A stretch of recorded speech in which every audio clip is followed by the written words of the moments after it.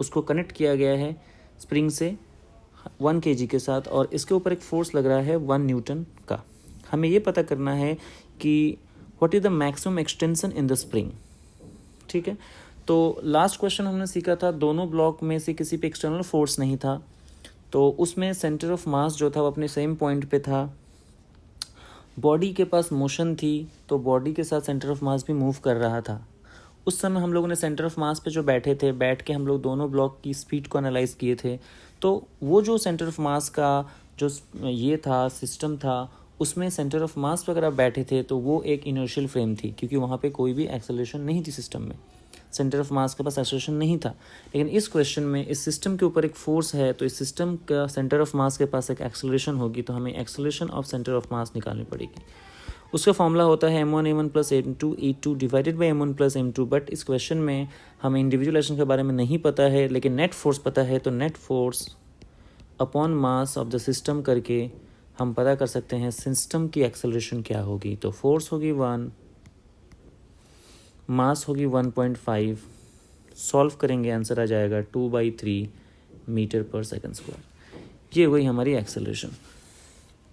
अब हमें क्या करना है, इस सिस्टम की जो सेंटर ऑफ मास है, तो सेंटर ऑफ मास फ्रेम में हमें सेंटर ऑफ मास फ्रेम में इस सिस्टम की फिर से ऑब्जर्वेशन करनी है। तो हम लोग क्या करते हैं, ब्लॉक बना लेते हैं और यहाँ मान लेते हैं लेंथ L है अभी, नेचुरल लेंथ। तो ब्लॉक अभी अपने मीन पोजीशन पे होगी अपनी अपनी, और इसका सेंटर ऑफ मास मान लेते हैं ये है। तो ये जो सेंटर ऑफ मास है, इस सेंटर ऑफ मास पे हम बैठ जाते हैं, और ये सेंटर ऑफ मास की जो एक्सेलरेशन है वो इस डायरेक्शन में है 2/3। क्यों? क्योंकि इस डायरेक्शन में क्यों है, क्योंकि नेट फोर्स इस डायरेक्शन में थी।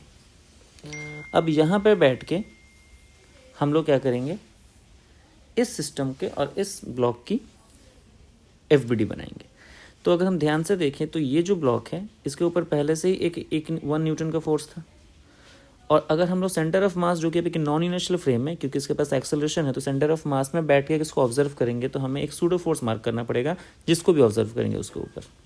तो हम लोग हाफ kg ब्लॉक के ऊपर 1 न्यूटन पहले से एक्सटर्नल फोर्स अवेलेबल था, और सूडो फोर्स क्या होता है, mass of the object into acceleration of the frame. So acceleration of frame कितना है 2/3 और मास कितना है हाफ, तो 1/2 इंटू 2/3 मीन्स 1/3। तो इधर एक फोर्स आएगा 1/3 न्यूटन का। ये 1/3 न्यूटन का जो फोर्स है और ये 1 न्यूटन, हम इसको सब्ट्रैक्ट करेंगे तो इसके ऊपर जो नेट इफेक्टिव फोर्स आएगा वो इस डायरेक्शन में आएगा 1 - 1/3 दैट इज 2/3 न्यूटन। सिमिलरली अगर इस ब्लॉक के ऊपर FBD बनाएं तो सेंटर ऑफ मास इधर जा रहा है, तो इस पर बैठ कर हम किसी सिस्टम को ऑब्जर्व करेंगे तो उस पर एक सूडो फोर्स आएगा। सूडो फोर्स जो होगा वो जो एक्सेलरेशन ऑफ फ्रेम होता है उसका अपोजिट होता है, मतलब इस डायरेक्शन में इसके ऊपर सूडो फोर्स आएगा। और वो कितना होगा, mass of the object that is 1 and acceleration of the centre of mass frame that is 2/3, मतलब 2/3 न्यूटन।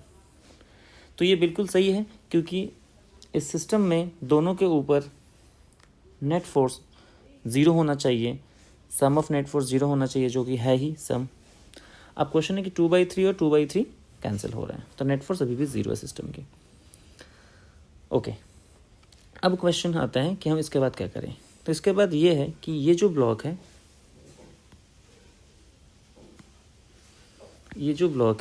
ये यहाँ से निकल के ये अपने एक्सट्रीम पोजीशन तक आएगी, और ये ब्लॉक भी यहाँ से निकल के अपने एक्सट्रीम पोजीशन तक आ सकती है।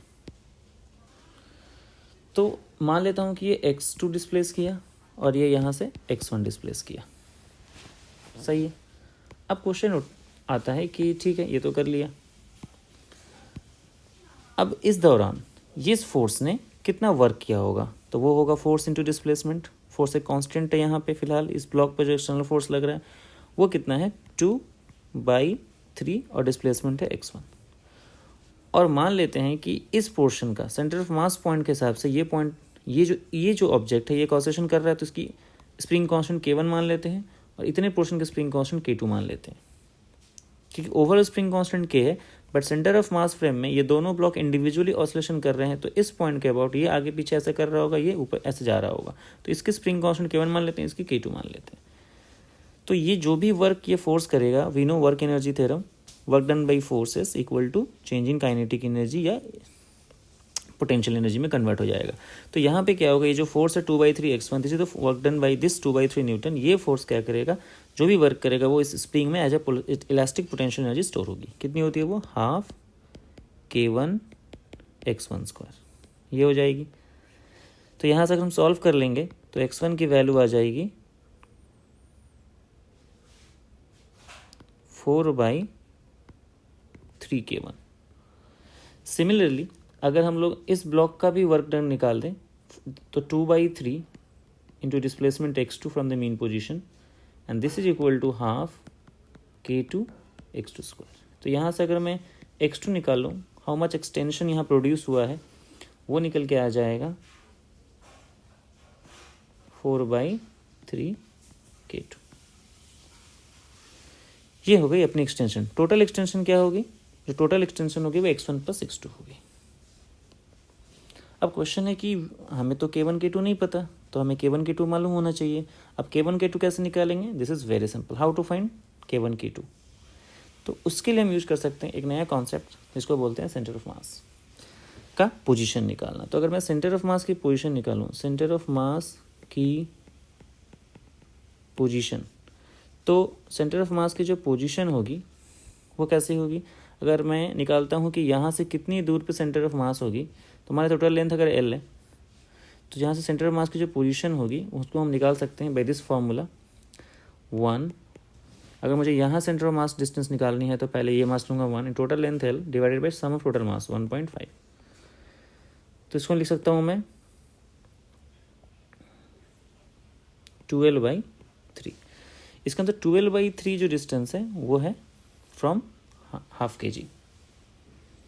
सो ये जो लेंथ है, मान लेता हूँ ये जो लेंथ है ये L1 है, तो ये कितनी है 12/3। तो अगर मुझे निकालना है कि ये पोर्शन की स्प्रिंग कांस्टेंट कितनी है इस पोर्शन की, तो उसके लिए मैं लिख सकता हूँ, यहाँ पे लिख रहा हूँ मैं, वो होगा K1 × 12/3। ये must be equal to K होना चाहिए, because we know in spring constant into L, ये हमेशा प्रोडक्ट इक्वल होता है हर पॉइंट पे। तो इसका मतलब ये हुआ कि अगर इतने पोर्शन का अगर लेंथ 12/3 है और उसका स्प्रिंग कांस्टेंट अगर K होता, तो इन दोनों को प्रोडक्ट करने पे जो आंसर आता और इस पूरे स्प्रिंग का जो L होता और उस पूरे स्प्रिंग का जो K होता, K × L, वो हमेशा कांस्टेंट होता और वो हमसे उसके इक्वल आता। तो यहाँ से अगर मैं L कैंसिल कर दूँ तो यहाँ से जो K1 आ जाएगा वो आ जाएगा 3K/2। K की वैल्यू ऑलरेडी क्वेश्चन में गिवन थी टोटल 20, तो 20 × 360/2 दैट इज 30 न्यूटन पर मीटर। सो K1 आ जाएगी 30 मीटर पर मीटर। सिमिलरली मैं नेक्स्ट वाले पार्ट के लिए कर सकता था, ये वाले पोर्शन। अब ये डिस्टेंस कितना होगा, ये 12/3 तो L/3 होगा, तो L/3 इंटू उसका स्प्रिंग कांस्टेंट K2, ये भी इक्वल टू होगा टोटल K × L के साथ। तो यहाँ से अगर मैं सॉल्व कर लूँ तो L कट गया, K2 equal to 3K that is 60, because K की वैल्यू ऑलरेडी 20 में, तो K1 K2 मेरे को मिल चुका है। अगर मैं इस K1 K2 की वैल्यू यहाँ पे सब्स्टिट्यूट कर दूँ तो 4/3 K2 की जगह पे 60 और यहाँ पे 4/3 K1 के जगह पे 30। तो आप इसको आराम से सॉल्व कर लो, आपको x1 x2 मिल जाएगा, individual extension from the mean position वो भी मिल जाएगा, और प्लस आप इन दोनों को ऐड करोगे तो टोटल एक्सटेंशन मिल जाएगा।